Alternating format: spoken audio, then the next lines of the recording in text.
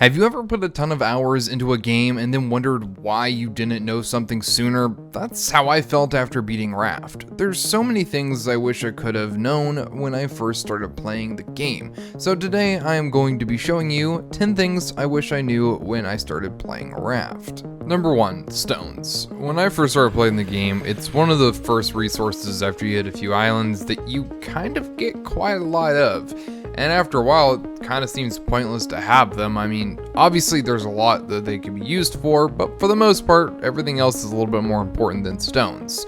Well, the thing is, stones, you can actually use to throw at things like the screechers on the big islands. It's kind of funny, or you can throw it at a bird. Regardless, it's useful as resource, but also as a weapon. Number 2, the Balboa Bridge. On Balboa, there is a bridge across to one of the radio towers, and I spent a numerous amount of time trying to figure out how to actually get the lever on the other side of the hill down so I can cross. It was very frustrating, and this is when the rock thing would have come in handy because you could have thrown it at the thing and it would have knocked it down. Or you could alternatively use your hook to do it. That's what I did. I wish I would have known that. I didn't know it, and it would have saved me so much time. Number 3, Bruce, or the shark. Obviously, he follows the raft around all the time, and he will bite your booty every single turn he can get, and it can get really annoying. Honestly, really annoying.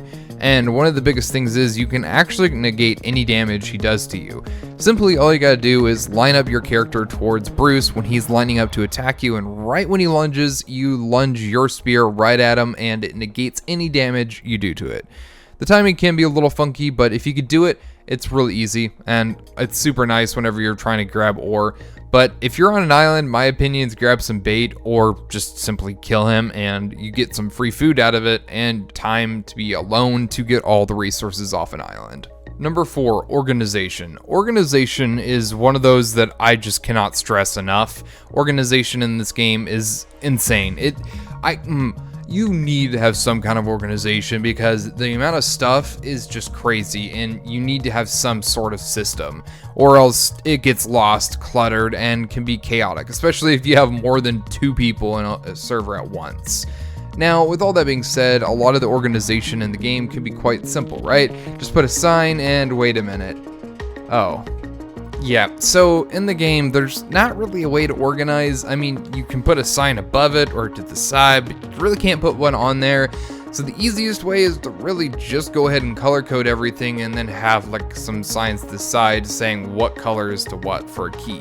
That's the easiest way. Now, there is one other way, which is probably even better, but it's a bit unorthodox or unethical. I don't know. You just go to an island, save some poor animals, and then just stab them to death and name them whatever you want. Make sure you name them first before you stab them if you're gonna do that. You can then have a name tag on the side of a wall that can organize them much nicer. Number 5, food and water. If you're like me, you'll get really crazy with the character for being so thirsty and hungry all the time. The biggest solution I've found really is just soups or bigger meals that'll fill you up. Whenever you drink a smoothie or a soup, it really fills up the smaller bar, and the smaller bars seem like that's not a whole lot. I mean, it's a lot smaller than the other.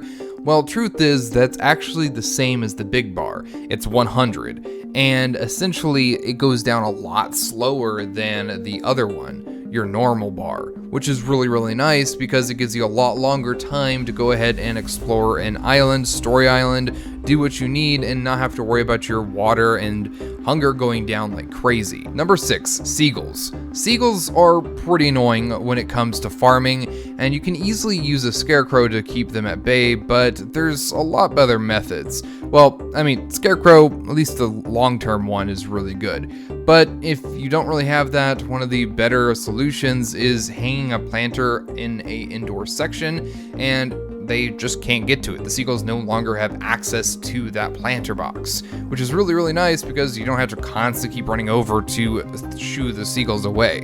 Number 7, in the game there is many, and I mean many secrets. There are 2 secrets I really wanted to discuss that I feel like everyone should know in the beginning of the game because this could be pretty crucial, especially when you find it and don't realize it. Essentially, there are 2 Easter egg islands. There is a shipwreck and a plane wreck. Both of these have special hats inside of them, and if you don't get them, the chances of you ever seeing them again are slim to none. So if you ever see them, make sure you grab the hats inside it and loot everything, because you're probably never going to see it again. Number 8, collection nets. This one's pretty easy to understand, and I found this out pretty fast, but I still feel like it was worth the note. Essentially, just make sure you line your entire raft all the way around with collection nets, so that whenever you change your raft in any other direction, your nets are always collecting something and you're able to focus on other stuff, whether it be fishing or something else. Number 9, triangle bits. Triangle bits are probably your favorite best friend. Now, whenever you're rafting early on, one of the biggest annoyances is the fact that the shark can eat your boat constantly, especially if you're on the island. It's not fun, and one of the quickest things you could do is just fortify the entire thing, but that's expensive, really expensive, especially in the beginning. So one of the easiest ways is to, if you have, say, a square, you could put some on the sides and he'll only focus on the stuff jutted out first, and if you fortify that, he won't be able to attack anything else. Or your triangle bits are your favorite things. If you can't do any of the fortification, throw some triangle bits out on the side of your raft and he will go numbing on them like cheese. And well, you just simply replace them and your raft won't get eaten at all. Number 10, Mama Bear. She is pretty strong and can be quite dangerous. The easiest way to deal with her is to go on top of the cave and drop down. She won't follow you into the cave, and once you're done, you can zip out. And she has a leash, so once you get far enough away, she can't chase you any further. So it's pretty easy, and you do want to get in there so you can get the machete, because that's really important. And yeah, that's 10 things I wish I knew when I started playing Raft. If you enjoyed the video, hit the subscribe button, and I'll see you next time. Peace.